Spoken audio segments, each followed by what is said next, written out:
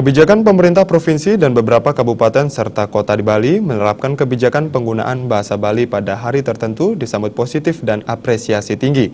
Meski demikian, sebagai optimalisasi suksesnya pelestarian bahasa ibu orang Bali tersebut, diharapkan peran serta masyarakat untuk ikut menerapkannya terutama dimulai pada lingkup terkecil yakni lingkungan keluarga. Sambutan dan apresiasi positif disampaikan pengamat pendidikan yang juga akademisi Uni Denpasar, Putu Sarjana, yang menyatakan kebijakan penggunaan bahasa Bali pada hari tertentu, baik di lingkungan eksekutif maupun legislatif, merupakan program nyata sebagai bentuk pelestarian bahasa ibu bagi orang Bali.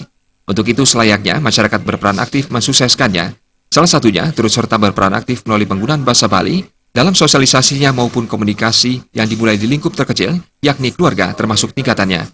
Mengingat bahasa Bali mempunyai keunikan, salah satunya penggunaan bahasa yang berbeda ketika berbicara dengan orang yang lebih tua maupun pada forum tertentu, terutama kepada generasi muda sebagai generasi penerus.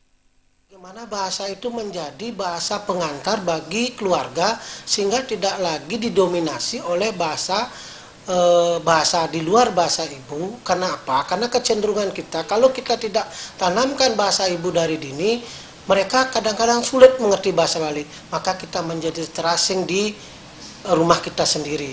Oleh karena itu, saya sependapat dan sangat mendukung mengapresiasi apa yang dilakukan oleh pemerintah melalui sebuah jenjang-jenjang pendidikan dan melalui satuan-satuan pendidikan yang formal, tetapi yang paling penting dan lebih mengena adalah bagaimana kita bisa mengoperasionalkan seruan ini secara lebih konkret di masyarakat dan masyarakat tidak hanya sebagai bagian yang menjadi korban.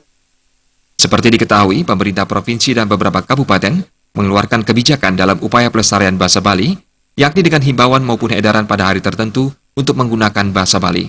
Yang terbaru adalah kebijakan ini dikeluarkan Pemkot Denpasar yang isinya menghimbau penggunaan bahasa Bali di setiap hari Rabu. Sutardana Bali TV.